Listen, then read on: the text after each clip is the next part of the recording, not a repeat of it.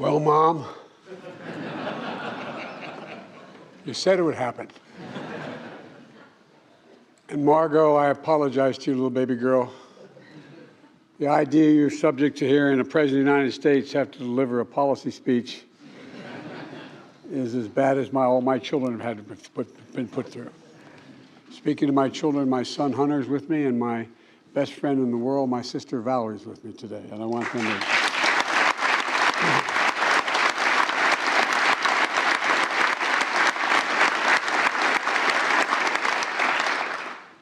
As the proud son of Catherine Eugenia Finnegan Biden, well, you knew I'd be coming. Speaker, Chair, Taoiseachs, all, and Deputy Prime Minister, TDs, Senators, people of Ireland, it's so good to be back in Ireland. If you forgive the poor attempt at Irish, Táimé seo bhaile, I'm at home. I'm at home.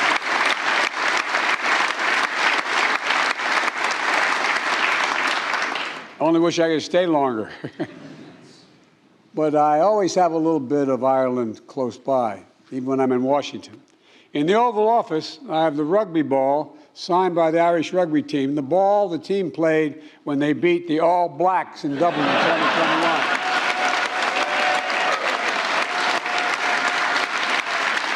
And by the way,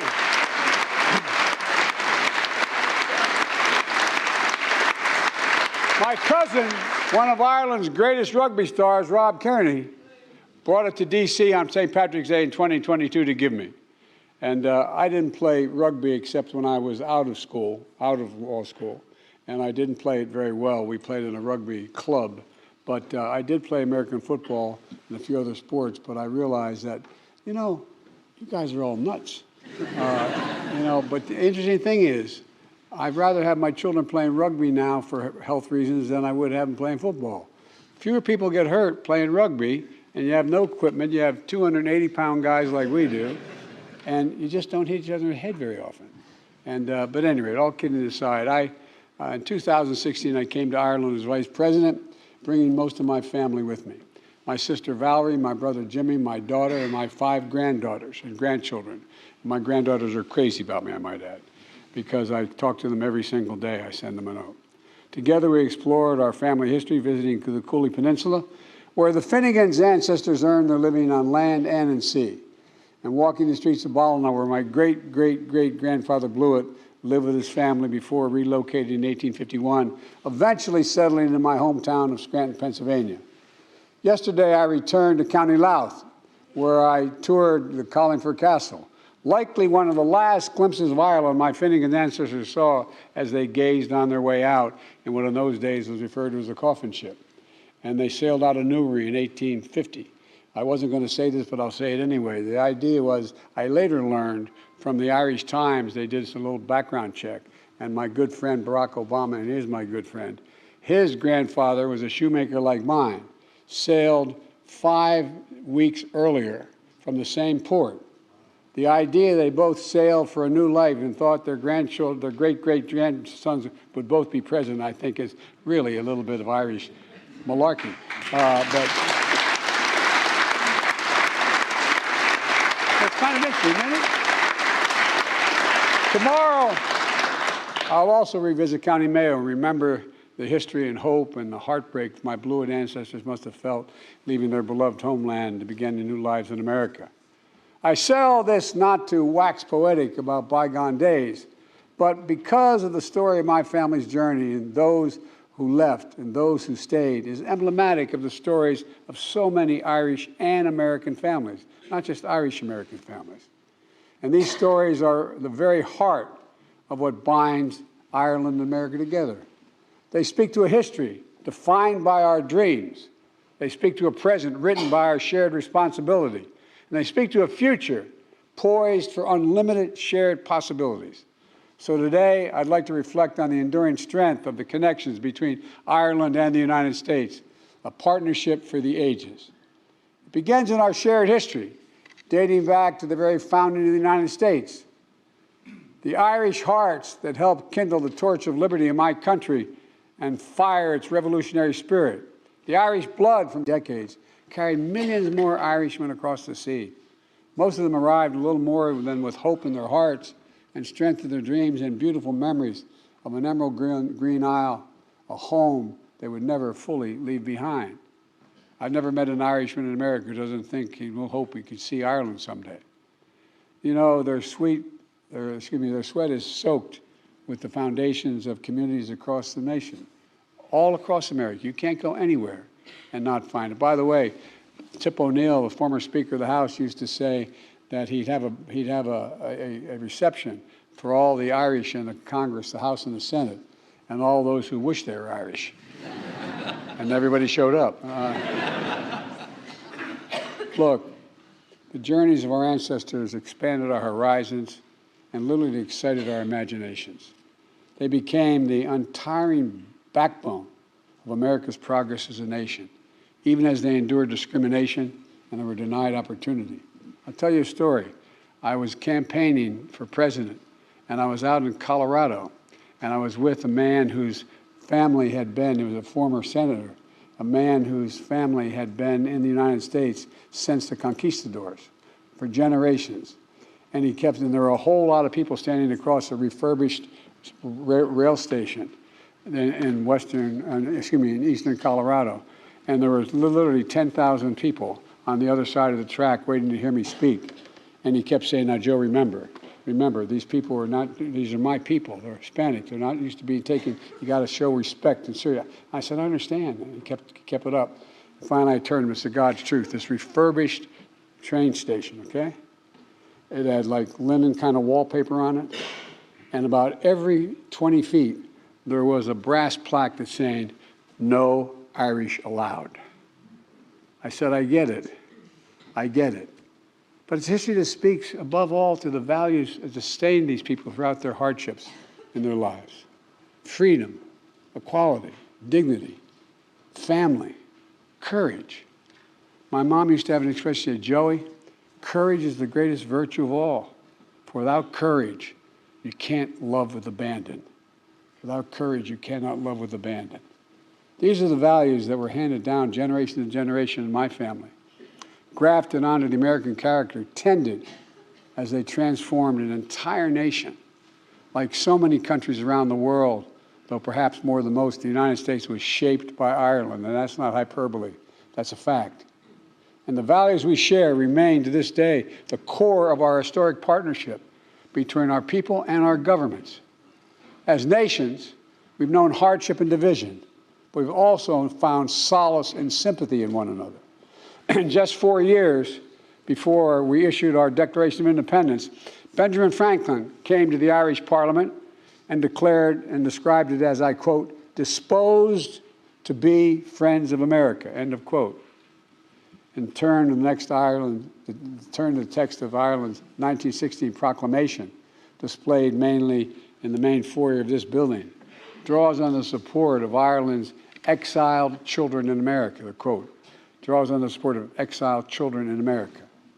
We're nations that know what it means to persevere for freedom, to brave a civil war, to toil in the vineyards of democracy. And that's, again, not hyperbole. It's a fact. It's a fact. It's not just the hope, but the conviction that better days lie ahead that has brought us along. We have the power to build a better future. 60 years ago, as referenced, the first Irish Catholic president of the United States made a historic trip here, speaking to this assembly and capturing the imaginations of Irish and Irish-American families alike. When John Kennedy addressed Parliament, he honored the more than 150,000 Irish immigrants who joined the Army of the North during America's Civil War. And among them, 1 or 2 of them were my relatives as well. They signed up in a new land to stand for old values, to defend freedom and the dignity of all people. Think about this. Name another country, whatever their language is, that use the word dignity as much as we Irish use the word dignity. It matters. My dad used to say, "Everybody, Joey, everybody." And he meant it. Is entitled to be treated with dignity, no matter who they are. President Kennedy honored their courage and sacrifice by presenting to this body the flag of the Irish Brigade, which hangs out here to this very day. Likewise, I was honored to receive an Irish flag from the Taoiseach during the recent St. Patrick's Day celebration in Washington. It was flown to commemorate the Irish who first raised the tricolour in Ireland 175 years ago and who subsequently made his way to America, where he led the Irish Brigade in that Civil War battle. These like symbols holding a place of honor in Leinster House and the White House embody a century of history between our countries. Connections that irrevocably have shaped the understanding of the world and our hope that we put in it. Our history reminds us, our history, ours, yours and mine, reminds us of the responsibilities we have to the present, to the hopes of our ancestors, to the expectation of future generations. Because we know what it means to fight for democracy. Today, Ireland and the United States are standing together to oppose Russia's brutal aggression and support the brave people of Ukraine. I spent many days in Ukraine.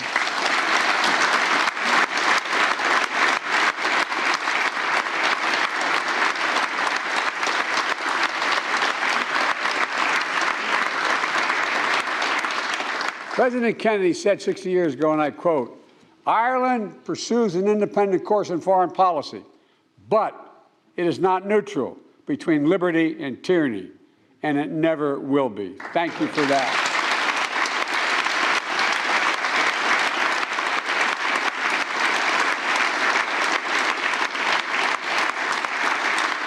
Over the past year, Ireland has proved him right.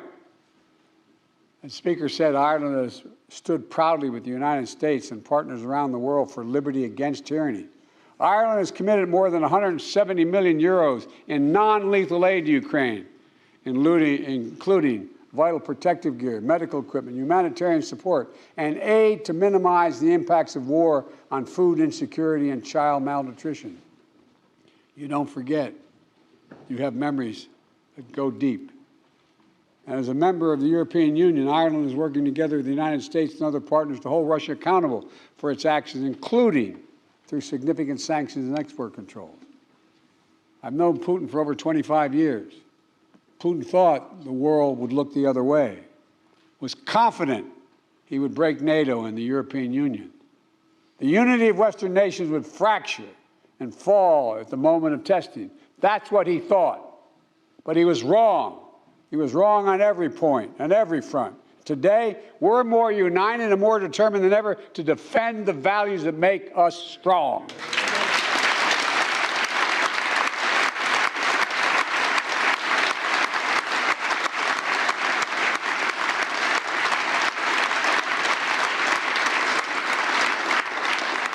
And I want to sincerely thank you for Ireland's vital leadership last year in the UN Security Council.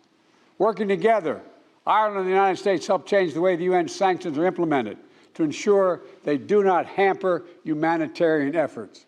The new humanitarian carve-out will make sanctions more effective and save lives. Ireland's support for Ukraine is especially meaningful because you carry the moral authority with nations around the world. Ireland's always been a voice for liberty, global cooperation, and equality of all mankind. Because Ireland remembers the terrible cost of war, you've built an international credibility as peacekeepers, stepping up continuously to serve in the UN peacekeeping missions since Ireland's first deployment in 1958. Because Ireland remembers what it means to have to flee home, leaving everything behind to begin again on foreign shores. The Irish people have generously opened their hearts, their homes, and you've welcomed, as you said, nearly 80,000 Ukrainian refugees. I would argue the rest of the world has an obligation to help you maintain that as well. Because Ireland remembers how painful hollows of the great hunger, and you're today a global leader in food security as well. Ireland's committed fully 20% of your aid budget to fighting global hunger. And in a moment where people around the world are struggling with the economic fallout of the pandemic, Russia's war in Ukraine, Ireland is growing its aid budget and expanding its commitment to help vulnerable people, especially partner nations across Africa. I particularly want to thank you for stepping up alongside the United States to help UNICEF and the World Health Organization fight malnutrition and child wasting. Ireland's contribution of 50 million euros is helping prevent and treat wasting, child wasting, and supply ready-to-use therapeutic foods and reach 500,000 children in Africa. 500,000 children. You're changing lives. Ireland also remembers, as I do, that peace is indispensable. Peace is the necessary foundation for progress, for growth, for unlocking the enormous potential that exists in every part of this island. This week marks a vital milestone for peace. 25 years ago, the Belfast Good Friday Agreement. 25 years ago, one of my best friends in the Senate, and a great, great friend to this day, is George Mitchell. As he said, there were 300 days of failure, or 700 days of failure, and 1 day of success. But it was a success that one day. But more is to be done. Yesterday I was in Belfast to honor those who commit themselves to peace, to reiterate the enduring support of the United States for the Good Friday Agreement and Northern Ireland's democratic institutions, and help accelerate the enormous economic growth that is opening new futures for young people in Northern Ireland. As I pointed out, there are literally hundreds of American corporations ready to come and invest, but they're cautious because their institutions are not in place. We must never forget that peace, even as has become and lived reality for an entire generation of young people, peace is precious. It still needs its champions. It still needs to be nurtured. The Good Friday Agreement didn't just change lives for the better in Northern Ireland. It has significant positive impact across the Republic of Ireland as well. As the Taoiseach and I have discussed, including last month in Washington, and again today, how Ireland and the United States can work together with the United Kingdom and the European Union to support the people of Northern Ireland. I think that the United Kingdom should be working closer with Ireland in this endeavor. Political violence must never again be allowed to take hold in this island.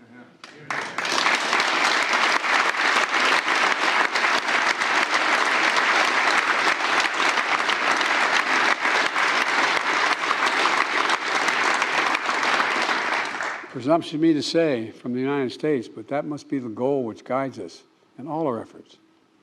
Because the greatest peace dividend of the Good Friday Agreement is an entire generation of young people, whose hearts have been shaped not by grievances of the past, but by confidence that there are no checkpoints on their dreams. They're writing a new future, a future of unlimited possibilities. For too long, Ireland has talked about in the past tense. We tell old stories of days gone by because it's good to remember. Stories of Irish grit and genius, saints and scholars, poets and politicians. And in the face of it, they're good stories on its face. Let's face it. But, as the poet Bolan wrote in her poem, Mother Ireland, she said, I've learned my name, I rose up, I remembered it. Now I could tell my story. It was different from the stories told about me. End of quote. Today, Ireland's story is no one's to tell but its own. But the United States will be your closest partner, your most dependable partner, and your most enthusiastic supporter every step of the way, I promise you. We've always been, and we've been together, and we're going to continue to grow our enormous economic relationship as a foundation for both our nation's prosperity. We're going to continue to strengthen our economies, building them from the bottom up and the middle out. Yesterday and already Ireland draws a disproportionate amount of foreign direct investment from the United States of America. And the same is true for Ireland's investment into the United States of America, which is the 9th most significant investment of any nation in the world in America. You know, we share more than $1 trillion in bilateral trade and investment in 2021. More than 950 American companies, international companies, have international headquarters in Ireland, supporting hundreds of thousands of jobs. 700 Irish companies located in 50 states employ more than 100,000 people in the United States of America.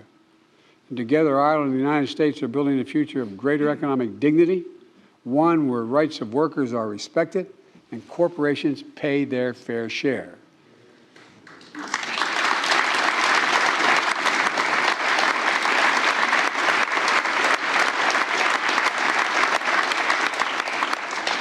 The global minimum tax will continue fair competition for investing while creating benefits for all our people. And I have no doubt that the thriving economic relationship between our countries is going to continue to grow. I'm grateful for Ireland's partnership in delivering this game-changing international agreement. Similarly, the deep connection that has always existed between our people and the land has translated into a commitment to fight climate crisis, to preserve our planet for future generations. The single existential threat to the world is climate change. We don't have a lot of time, and that's a fact. They're even recognizing, finally, everyone's recognizing America. I've flown over more territory in the United States since I've been president in a helicopter that has been burned to the ground than comprises the entire state of Maryland, equal to the entire state of Maryland. Ireland's famous 40 shades of green are being supplemented by green energy, green agriculture, green jobs. Make no mistake, the entire world sees and is drawn to the opportunities that exist on this island. The skilled workers, the high-tech infrastructure, the innovators who are breaking barriers, the connection and kinship you share, not just in the United States, but the countries around the globe. I know you all know it, but maybe sometimes we forget it. Ireland is a hotbed of cutting-edge science, research, and emerging technology that's going to influence so much of our shared future, for real. Working in partnership with Ireland, the United States, together with the European Union and like-minded parties around the world are going to ensure that those technologies are grounded in the same core values we have championed for so long: democracy, human rights, freedom of opportunity for everyone, not just for some, for everyone. You know, I hadn't planned on running for president again in 2020. My son, Beau, had just died of stage 4 glioblastoma after coming back from Iraq after a year. He was the Attorney General of Delaware. As a matter of fact, he should be the one standing here giving this speech to you. But, you know, I started to write a book talking about how technology has always changed the world, and we were in an inflection point in the world. The technology was changing so rapidly and things were changing so significantly that it wasn't so much who led any country, it was the changes that are just happening at incredible speed, incredible speed. Look what's happening with artificial intelligence right now. It holds enormous promise and enormous concern. Our world stands at an inflection point where the choices we make today are literally going to determine the future or the history of this world for the next 4 to 5 decades. Literally, not figuratively. We're at one of those points. I had a professor at school who said an inflection point is when you're riding down the highway at 60 miles an hour and you make a radical turn 6 degrees in one direction. You can never get back in the course you're on. That's where we are as a world. And as we meet these ageless struggles, they continue to cast a shadow on our world. Struggle between the rights of many and the desires of a few, between liberty and oppression. And I know I get criticized for saying this around the world, but between democracy and autocracy. It is a competition that's real. And we're called to this work just as every generation before us has been. In this moment, the world needs Ireland and the United States and our limitless imaginations. I've met more with Xi Jinping than any world leader has over the last 10 years.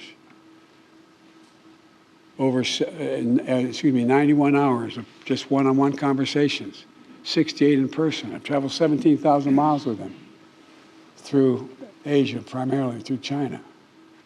He once asked me on the Tibetan Plateau, he said, "Can you define America for me? This is the God's truth." I said, "Yes, I can, in one word." But if he asked me about Ireland, I could have said the same thing. One word: possibilities. We believe anything is possible if we set our mind to it and we do it together. This is the United States of America and Ireland. There's nothing beyond our capacity if we do it together. And we got to believe that. We got to know that, because that's the history of both our countries. This is about defending the values handed down to us by our ancestors, keeping the flame of freedom we inherited, the beacon that's going to guide our children and grandchildren. It's a struggle we're fit to fight together. Now, how is Ireland and the United States? Now is their time to meet every challenge together. I really mean this.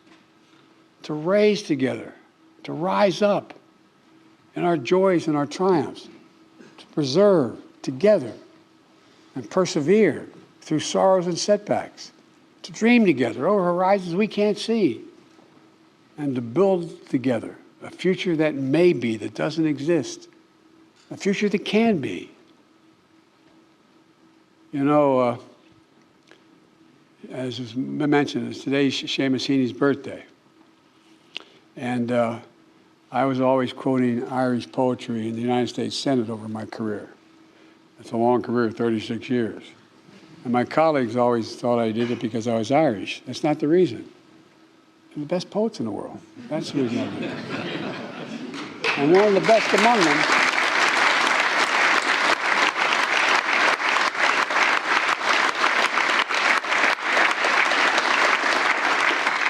was your husband. And thank you for sending me that autographed copy. It was your husband.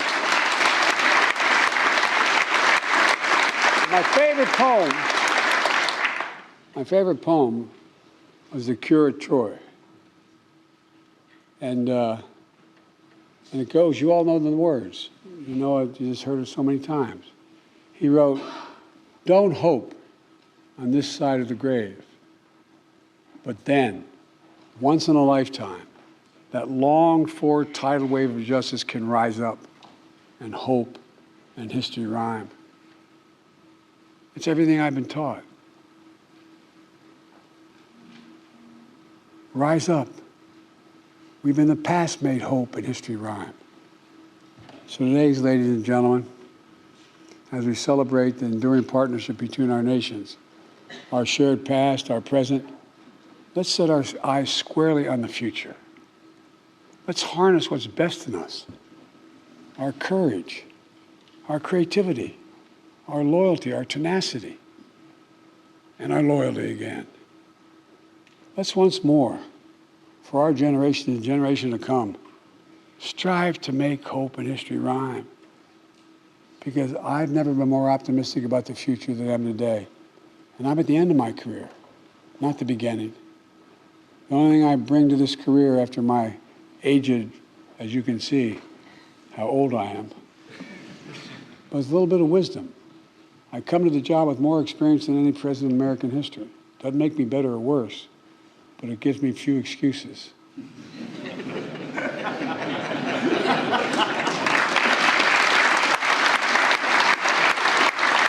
So, folks,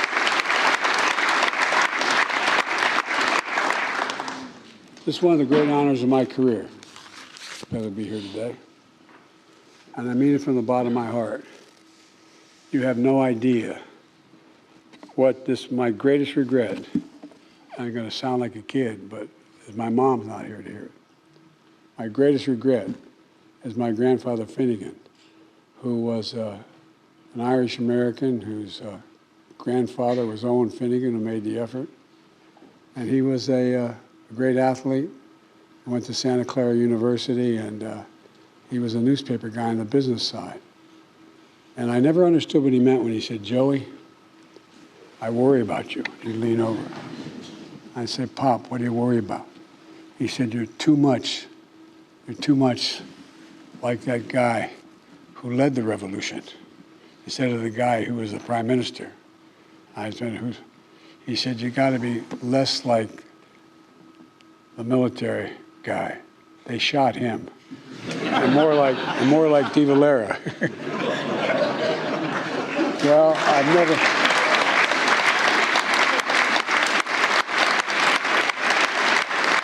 But,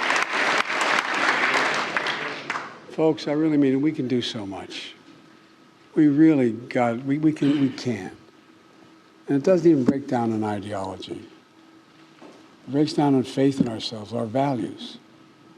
Because no matter what party we belong to, our values are the same. It's about honesty, dignity, justice. And you all have every ingredient to make it work.